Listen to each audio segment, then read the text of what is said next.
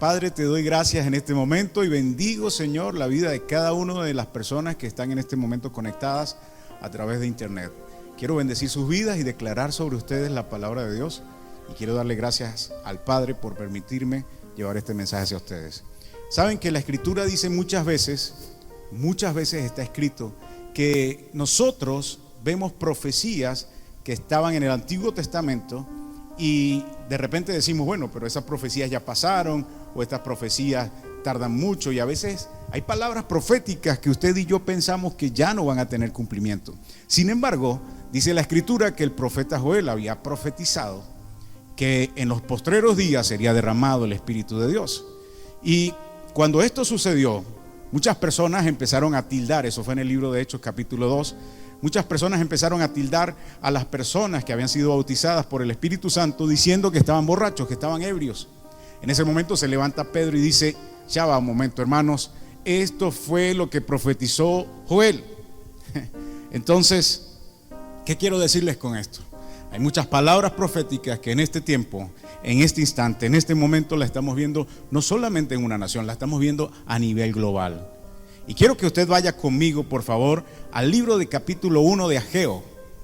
Dice la Escritura: en el segundo año del rey Darío, el primer día del sexto mes, vino palabra de Jehová por medio de Ageo a Zorobabel, hijo de Salatiel, gobernador de Judá, y a Josué, hijo de Josadac, sumo sacerdote, diciendo: así ha hablado Jehová de los ejércitos, diciendo: este pueblo dice, no ha llegado aún el tiempo de que la casa de Jehová sea reedificada. Entonces vino palabra por medio del profeta Ageo, diciendo: es para ustedes tiempo habitar en casas aterzonadas, y la casa de Jehová está desierta. Pues así ha dicho Jehová de los ejércitos: mediten bien sobre sus caminos, y siembran mucho y recogen poco, comen y no se sacian, beben y no quedan satisfechos, se visten pero no se calientan, y el que trabaja a jornal recibe su jornal en saco roto. Así ha dicho Jehová de los ejércitos: mediten sobre sus caminos, suban al monte y traigan madera y reedifiquen la casa de Jehová, y pondré en ella mi voluntad y seré glorificado, ha dicho Jehová. Esto es Ageo desde el versículo 1 al 7, capítulo 1, y hay varias cosas aquí. Una de ellas es que Dios, por medio del profeta Ageo, da una palabra y le dice, Dios le da una encomienda al profeta Ageo y le dice: necesito que vayas y des un mensaje, y se lo vas a dar a los gobernantes y al sacerdocio.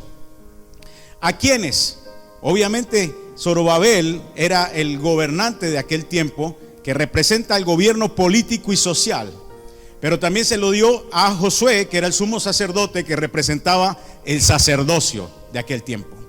Y la pregunta es, si este mensaje Dios se lo dio a través del profeta a estas dos personas, ¿usted cree que tenía alguna intención? Por supuesto que sí. Cuando Dios trae una palabra es porque necesita traer una reestructuración. Él necesita que usted y yo podamos entender que hay cosas que estamos haciendo que no están bien. Hay cosas que nosotros estamos desarrollando que no es de la forma de Dios, y necesitamos una palabra profética. Dice la Escritura que el pueblo perece por falta de conocimiento, y dice: sin profecía el pueblo se desvía.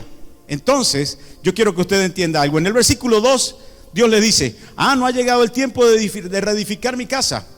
No ha llegado el tiempo de que tú te ocupes de edificar mi casa. No ha llegado ese momento. O sea, pareciera que en este momento esta gente estaba tan ocupada de hacer tantas cosas, pero no de buscar el rostro de Dios. Y yo le pregunto algo, reflexione algo.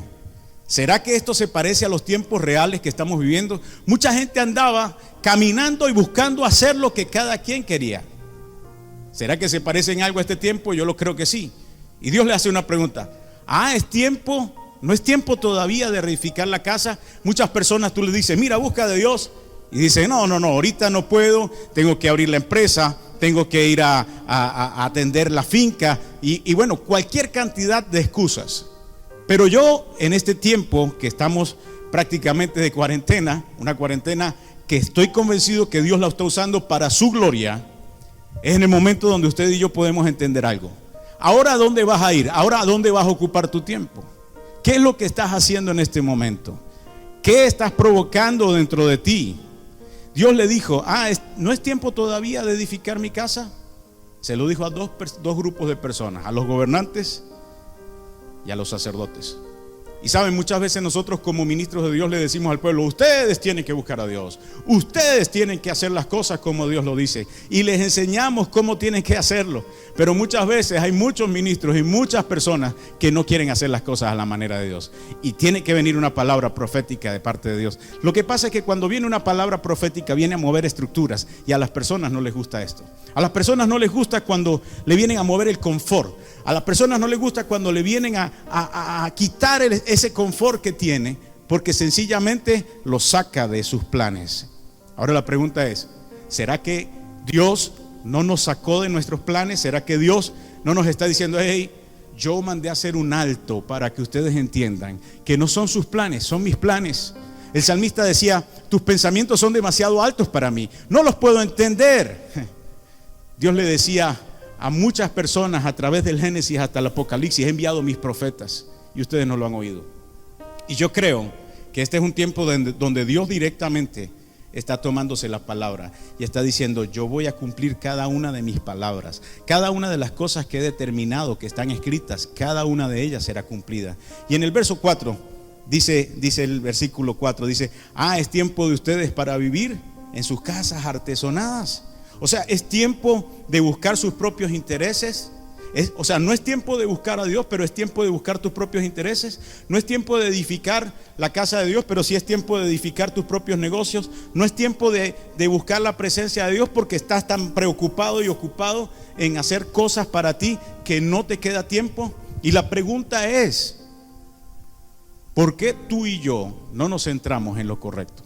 Sencillo, porque nuestro corazón es la que va a dictaminar, o el que va a dictaminar hacia dónde nosotros nos dirigimos. Porque donde está tu tesoro, ahí está tu corazón. Y si tu tesoro son las riquezas, si tu tesoro es buscar tu propio interés, si tu tesoro es buscar muchas cosas, pero no buscar a Dios, por supuesto que no le vas a prestar atención. A mí me llama muchísimo la atención cuando veo prédicas, incluso cuando he estado en lugares predicando, y resulta que uno lanza una palabra y uno está hablando de la presencia de Dios, uno está hablando de buscar la presencia de Dios, y hay personas que ni se mueven de las sillas. Hay personas que quedan impávidas en las sillas, se quedan ahí sentadas como si estuviésemos diciendo, bueno, sí, está bien, la presencia de Dios, como que, bueno, sí, la presencia de Dios. Pero cuando tú sueltas una palabra y le dices, Dios te va a bendecir y Dios te va a prosperar y Dios te va a dar casas y Dios te va a dar negocios. Mira, hermano, tú ves esa cantidad de gente pasando al altar, pactando por una palabra porque dicen, yo quiero eso. ¿Será que esto no tiene relación con lo que estamos hablando? Queremos edificar nuestro propio emporio, pero no queremos buscar la presencia de Dios. Queremos edificar nuestros propios intereses, pero no queremos edificar los intereses de Dios. Queremos preparar algo para nosotros donde pensamos que eso nos va a traer seguridad. Y vuelvo a hacer énfasis en esto. No hay ningún lugar seguro en este momento, sino solamente su presencia. Hay un hombre que dijo, había prosperado tanto, que dijo, voy a destruir mis graneros y voy a hacer unos graneros mucho más grandes porque ya no cabe tanto grano, ya no cabe tanta bendición dentro de los graneros. Y dice la escritura que Jesús le dijo, tonto, ¿no sabes que esta noche vienen por tu alma? ¿De qué nos sirve estar edificando un emporio si Dios no está allí? Dice que si Dios no edifica, en vano trabajan los que edifican. La pregunta es, ¿será que nosotros estuvimos haciendo esto en este tiempo? Yo creo que sí. Dios nos ha estado dando la oportunidad. Dios ha sido ese Padre silencioso que está esperando que nosotros nos volvamos a Él. Pero usted y yo estamos ocupados. ¿En qué? En hacer nuestros propios negocios. Y en el verso 5 Dios le da una palabra a través del profeta. Le dice, mediten, reflexionen, hagan una pausa de lo que están haciendo, deténganse. Pregunto, ¿cuántas de las personas que estamos aquí en este momento, en la tierra, en esta circunstancia que estamos viviendo, en algún momento nos hemos detenido a pensar qué cosas hemos hecho en las cuales hemos contribuido? Porque somos especialistas también en decir, no, esto fue fulano, esto fue mengano, esto es culpa de tal, esto es culpa de tal. Pero ¿cuántas veces nos hemos en este tiempo detenido a reflexionar hacia dónde están nuestros pies caminando, hacia dónde está dirigido nuestro corazón, qué cosas son las que nos están motivando, qué cosas son las que están dirigiendo nuestra vida. Muchas veces pensamos que estamos haciendo cosas para Dios. Y les voy a hablar de mí. Una vez pensé que estaba haciendo algo para Dios y que tenía celo de Dios, y resulta que no era celo de Dios. Era que yo quería que las personas hicieran como yo lo decía, porque yo pensaba que tenía la razón. Y resulta que la Biblia descifra para nosotros que somos solamente testigos. Un testigo se encarga de decir solamente lo que sabe. Los discípulos de Jesús le decían a la gente: lo que hemos visto y oído, eso testificamos. Entonces, yo quisiera pensar en este momento, ¿qué estoy haciendo? Y este es un buen momento. No tienes suficiente tiempo para detenerte. Tienes suficiente tiempo para hacer un stop sobre todas las cosas que estás haciendo. Tienes un tiempo suficiente como para pensar cómo está tu relación matrimonial. Tienes un tiempo suficiente como para ver cómo están tus relaciones con tus hijos. Tienes un tiempo suficiente para ver cómo está tu entorno. Pero sobre todo, tienes un tiempo para darte cuenta hacia dónde estás yendo. ¿Será que lo que estás haciendo te está acercando a Dios o te está poniendo a kilómetros de Él? ¿Será que lo que estás haciendo o lo que venías haciendo te estaba ayudando a edificar tu relación con Dios o simplemente te estaba alejando más? Y no estoy hablando de cumplir con un horario en la iglesia. No estoy hablando de que tú eres servidor, no estoy hablando de que tú eres adorador, ni siquiera estoy hablando de que tú eres pastor. Porque a veces nosotros tenemos tantas actividades dentro de la iglesia que lo único que hacemos es ocuparnos de las actividades. Pero hace tiempo que se nos olvidó buscar la presencia de Dios. Y Dios nos dice claramente: hey, mediten, reflexionen, deténganse por un momento. El salmista decía: examíname, oh Dios, y pruébame a ver si en mí hay caminos de perversidad. ¿Cuántas veces nosotros nos detenemos a eso? Yo creo que más bien siempre llegamos a Dios como la ovejita: dame, bendíceme. Y resulta que lo que estamos haciendo allí es solamente pedir para nosotros. Y lo único que está esperando Dios es que usted y yo empecemos a meditar sobre nuestros caminos. En Jeremías 6:16 dice: párese en los caminos, mediten cuál es la senda antigua y anden por él. Sin embargo, la última parte de ese versículo dice: pero ustedes no quisieron andar por esa senda antigua. Y en el verso 6 dice la escritura, nos empieza ya a decir por qué empezamos a ver las cosas que no quisiéramos ver. Dice la escritura: siembran mucho y cosechan poco. Siembran mucho, o sea, esta gente estaba agarrando grandes cantidades de tierra, estaba sembrando la buena semilla, pero la cosecha que estaba dando no era buena. Comían y no se llenaban, bebían y no calmaban la sed, se abrigaban y no se calentaban, trabajaban y no les alcanzaba el dinero.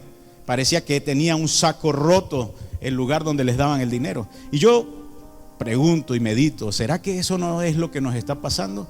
¿Será que en este momento hay muchas cosas que no nos alcanzan? Yo quiero decirle algo de parte de Dios, lo que es caminar en fe. Hay un momento donde mi esposa y yo empezamos a querer caminar en fe. Y cuando tú y tu esposa se ponen de acuerdo en algo y quieren caminar en fe, va a venir el momento donde tienes que aprobar el examen. Y resulta que hubo un momento donde de repente se acababa algo de lo que teníamos para comer. Y ya no había, y eran las 11 de la noche y mi esposa me decía: ¿qué vamos a hacer? Y yo recuerdo siempre la escritura que cuando Dios le dijo: todos los días enviaré el maná para mi pueblo, todos los días les alimentaré, todos los días traeré la provisión.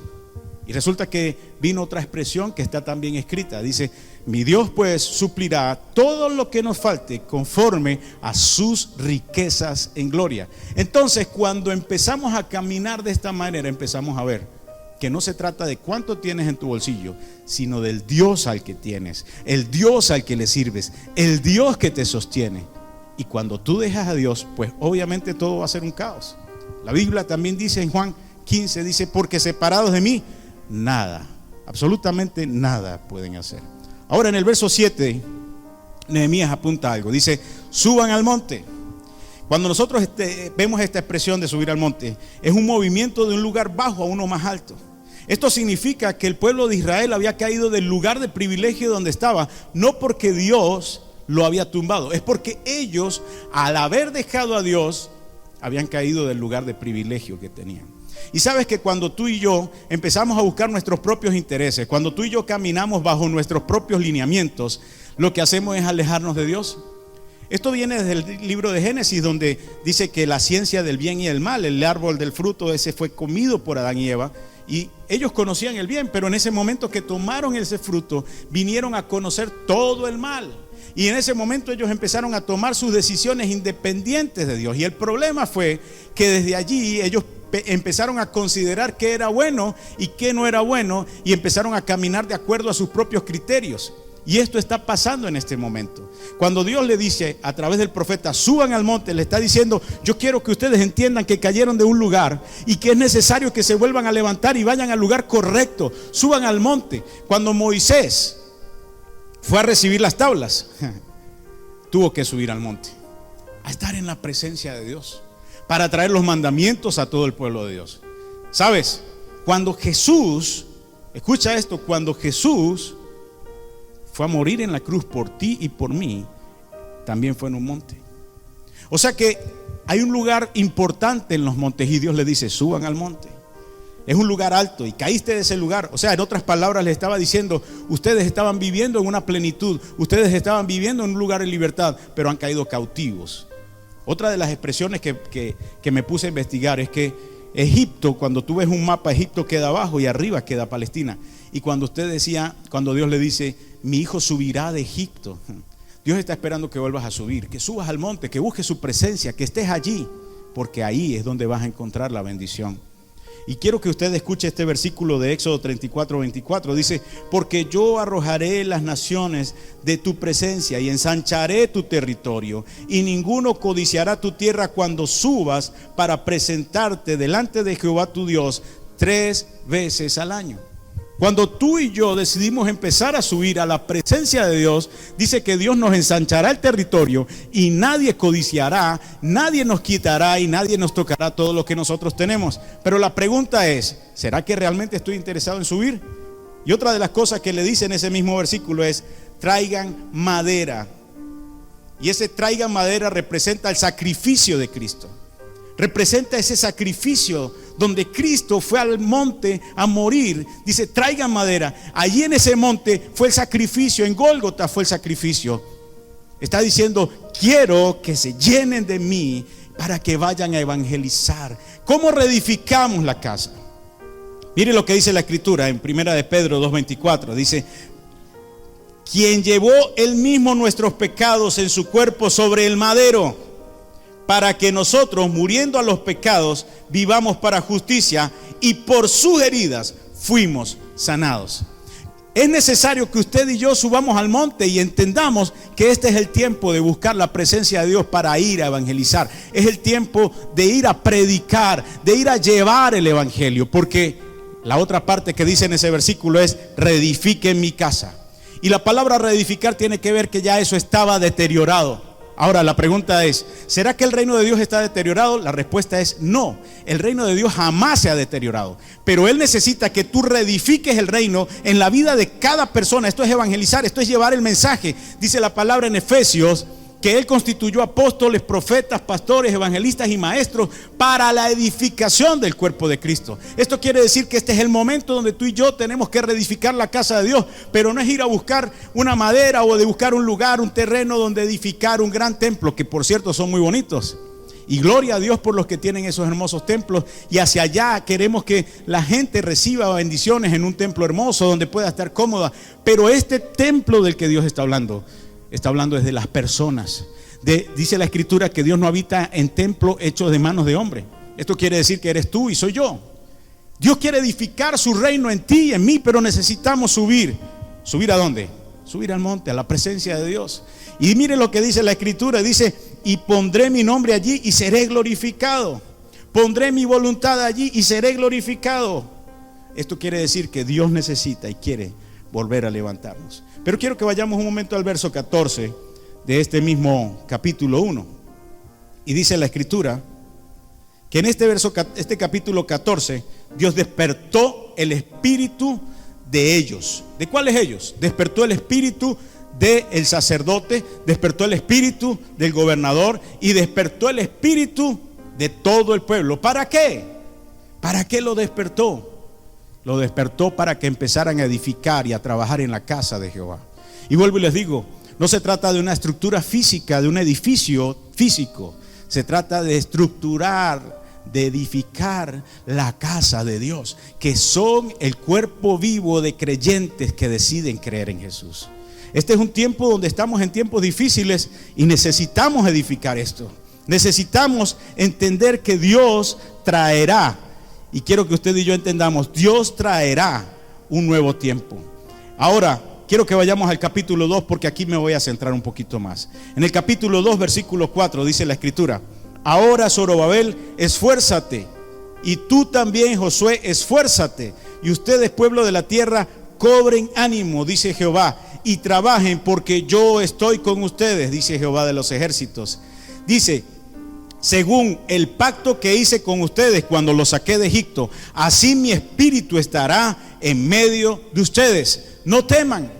Es sorprendente porque Dios en este tiempo nos está diciendo: trabajen, edifiquen, hablen, que yo voy a estar con ustedes. Dice la escritura: no teman ni qué van a decir delante de cuando lo pongan en tribunales o cuando lo pongan delante de reyes, porque yo llenaré su boca. Este es el tiempo donde tú y yo tenemos que soltar lo que Dios ha depositado dentro de nosotros. Este es el tiempo de edificar para Dios ese reino, edificar su casa, porque Él va a venir por su hermosa iglesia, una sin mancha y sin arruga.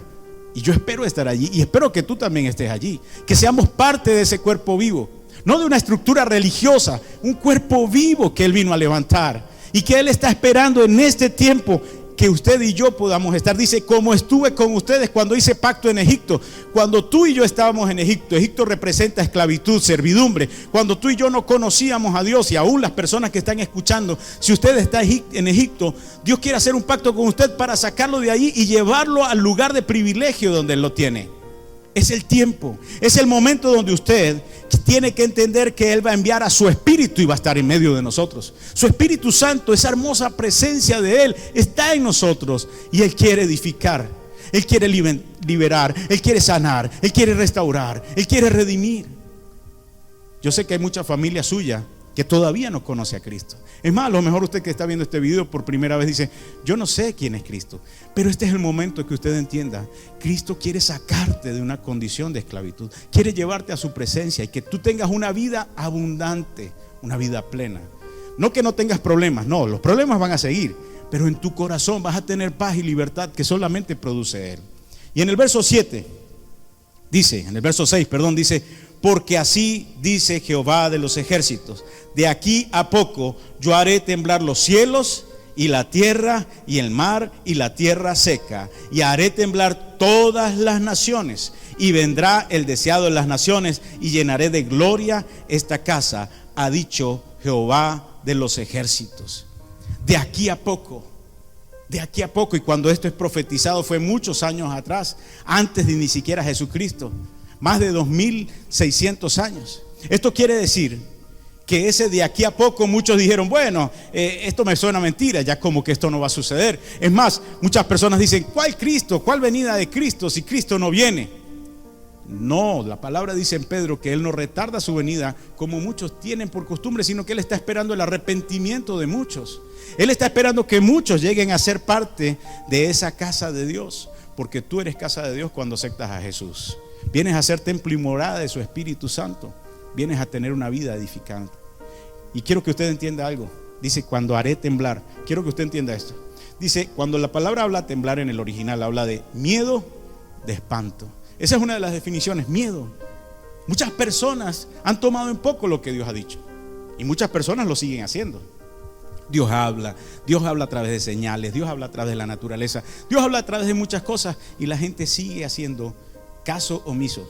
La primera vez que yo compartí esta palabra, la compartí en Brasil.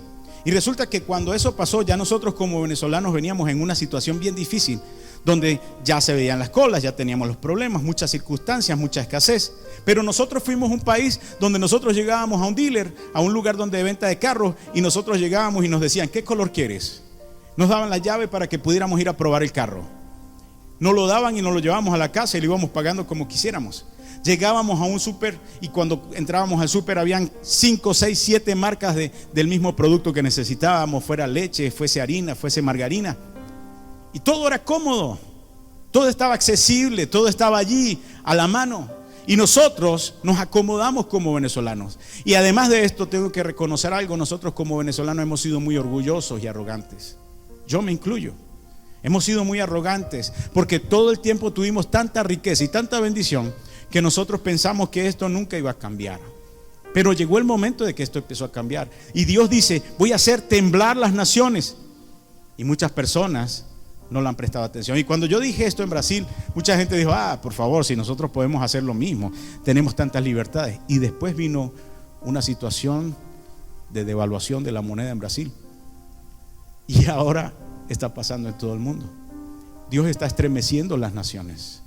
Y otra de las definiciones es conmover, sacudir, agitar.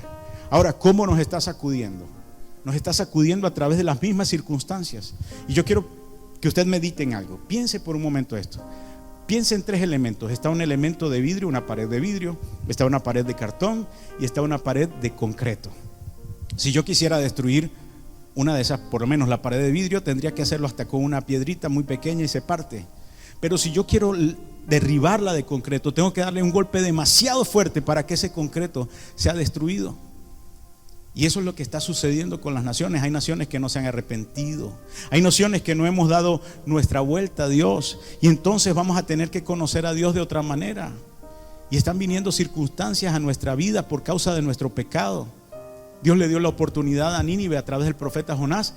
Y el profeta Jonás solamente dijo: o se arrepienten o en 40 días esto es destruido. Y todo el pueblo, desde el rey hasta el animal, lo pusieron en ayuno. Porque quisieron y dijeron: hemos pecado contra Dios, vamos a arrepentirnos y vamos a buscar el rostro de Dios. Cuando Dios dice: voy a sacudir las naciones, es que en lo que tú confiabas va a ser quitado. Confiabas en las riquezas, va a ser removido. Confiabas en tu posición, en tu cargo, va a ser removido. Confiabas en tu comodidad, va a ser removido. Confiabas en tu conocimiento, todo eso va a ser removido. Las naciones, y cuando habla de naciones en el original, la palabra nación tiene que ver con familia.